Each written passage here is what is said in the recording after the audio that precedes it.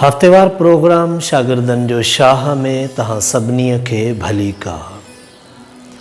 शागिर्द साथियो, अॼु ॻाल्हि करियूं था किताबनि जी। असांजे समाज में किताबनि सां वास्तो सिर्फ़ शागिर्दनि जो ई आहे ऐं शागिर्द बि वरी सिर्फ़ निसाबी किताबनि ताईं महदूद आहिनि। जाम सारा अहिड़ा शागिर्द आहिनि जेके सिर्फ़ निसाबी किताबनि खे ई किताब सम्झनि था।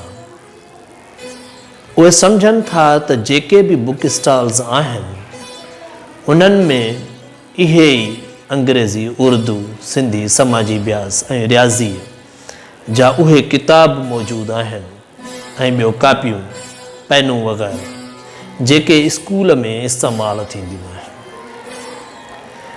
पर शागिर्द साथियो, हक़ीक़त ही आहे त निसाबी किताब त सिर्फ़ हिकिड़ो टच आहे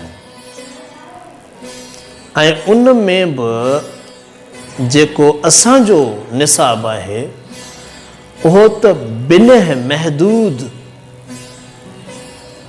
हद ताईं आहे। असां तव्हांखे ॿुधायूं त किताब हिन दुनिया में करोड़े छपजी चुका आहिनि। हिन वक़्तु, हिन लम्हे बि हज़ारे किताब छपजी रहिया आहिनि ऐं केतिरा ई किताब छपजणा आहिनि। ऐं इहे किताब सिर्फ़ निसाब ताईं महदूद न आहिनि। सो पंहिंजो नातो तव्हां निसाब खां अॻिते जे किताबनि ताईं बि वधायो। हिकिड़ो सुठो, हिकिड़ो ज़हीन ॿार पंहिंजे स्कूल जो जेको महिनती आहे, जेको महिनत करे थो, उहो बि सॼे साल में वधि केतिरा किताब पढ़ंदो। उहे ई 5 खां 10 ताईं मख़सूस किताब जेके उन जे निसाब में शामिल आहिनि, जिन मां हुन खे इम्तिहान ॾियणो हूंदो आहे ऐं पोइ सुठियूं मार्कूं हासिल करणियूं हूंदियूं आहिनि। शागिर्द साथियो, हिकिड़े साल में लखनि जी तादाद में किताब छपजनि था दुनिया में। पोइ अव्हां ई ॿुधायो त उहो ज़हीन ॿार जेको सॼे साल में 5 खां 10 ताईं जा किताब पढ़े थो, सो दुनिया सां कीअं हली सघंदो। उहो किताबनि खां कोहे दूर आहे दर हक़ीक़त। ऐं निसाबी तालीम त आहे ई तमामु महदूद ऐं महदूद कंदड़ बि। सो शागिर्द साथियो, जाम सारा किताब आहिनि, उन्हनि खे पढ़ो। किताबी मेलनि में वञो, बुक स्टॉल्स ते वञो। असां वटि त किताब जूतनि खां बि सस्ता आहिनि, ठेलनि ते विकामनि था। किताब ऐं रिसाला पढ़ो निसाब खां अलावा, ऐं उहे ई किताब अव्हांखे शऊर ॾींदा, अव्हांखे सोचण जी सघ ॾींदा, अव्हां में तनक़ीदी सोच पैदा कंदा। असां वटि मूं जीअं चयो त किताब सिर्फ़ शागिर्दनि सां ई वाबस्ता ॼाता था वञनि। हालांकि हक़ीक़त में समाज जे हर फ़र्द खे किताब पढ़णु घुरिजनि। हारी खे, मज़दूर खे, आफ़ीसर खे ऐं उस्ताद खे त लाज़मी तौर ते वसी मुतालियो करणु घुरिजे। ऐं शागिर्द साथियो, मुख़्तलिफ़ इल्मनि जा किताब पढ़णु घुरिजनि। ऐं इन ॻाल्हि खे आऊं इते मुख़्तसर कंदुसि त असांजे कल्चर में जीअं इहो शामिल आहे त जॾहिं असां कंहिंसां हथ मिलाईंदा आहियूं त सलाम वराईंदा आहियूं ऐं पुछंदा आहियूं त कहिड़ा हाल आहिनि। इहो असांजो हिकिड़ो आम सुवालु आहे जेको असां हर पंहिंजे पराए सां मिलंदे पुछंदा आहियूं।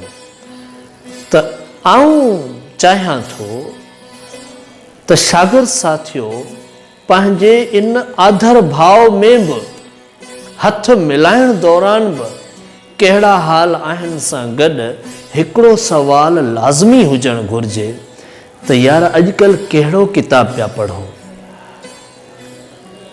त शागिर्द साथियो तव्हां इन आदत जी शुरूआति करियो, हथ मिलायो, हाल पुछो हिक ॿिए खां ऐं उन सां गॾु इहो बि पुछो त अॼुकल्ह कहिड़ो किताब पिया पढ़ो।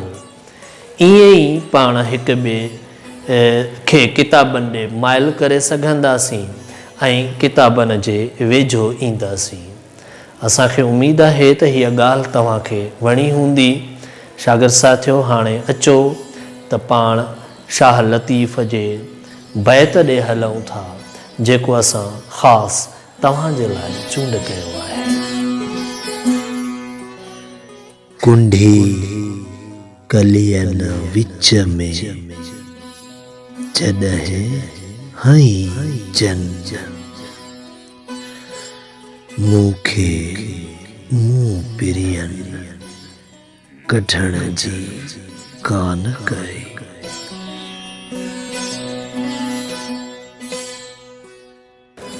लतीफ़ सरकार जो ही ख़ूबसूरत बैत सुरघातू मां खयल आहे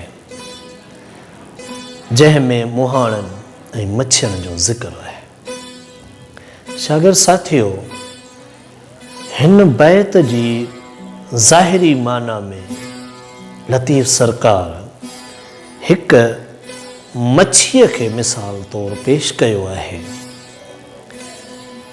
मच्छी चवे थी त कुंडीअ कलियन विच में जॾहिं हई जन, यानी शिकार कंदड़ जॾहिं कुंडीअ जे वसीले मूंखे फासायो ऐं पोइ उहा कुंडीअ जॾहिं मुंहिंजे कलियन में लॻी मूंखे मुंहुं पिरियन कढण जी कान कई त पोइ उहा आख़िर ताईं न निकिती। मच्छीअ मारण जा मुख़्तलिफ़ तरीक़ा आहिनि।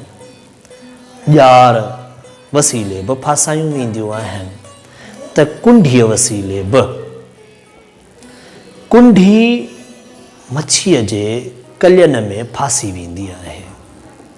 कुंडी में कुझु खाधो चिंबड़ाए पाणीअ में उछलबो आहे ऐं उन कुंडीअ जी डोर पंहिंजे हथ में झलबी आहे ऐं पोइ मच्छी जॾहिं उहो खाधो खाईंदी आहे त उहा कुंडी हुन जे कलियन में फासी वेंदी आहे।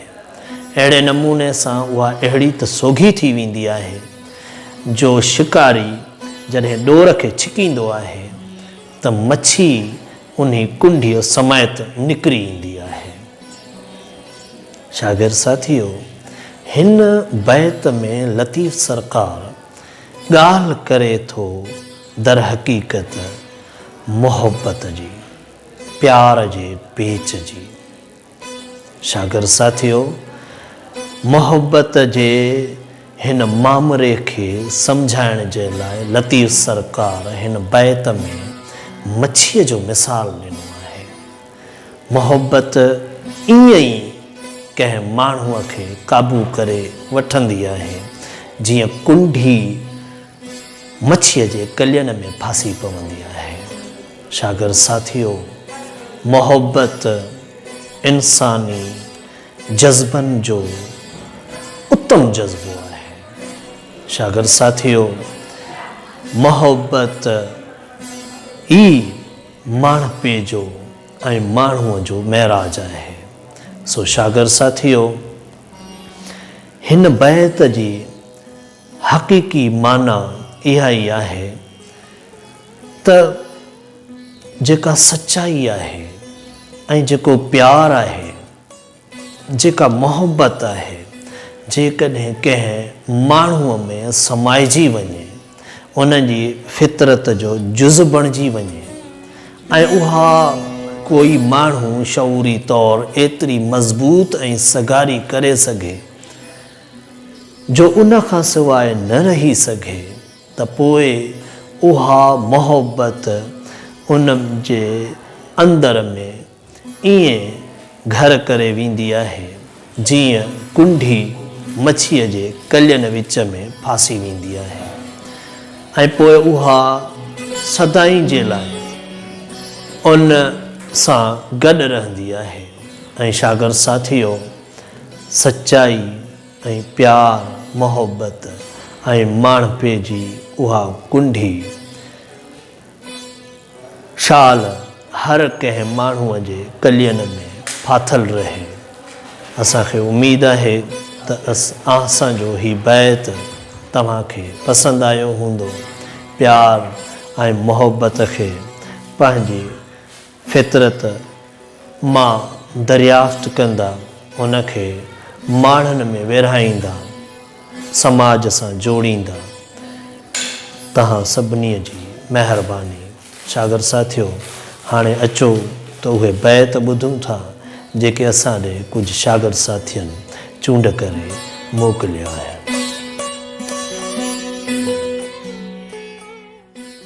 अखियुनि में थी वेह त वारे छपर ढकियां, तोखे ॾिसे न ॾेह आऊं मां पसां की ॿियो।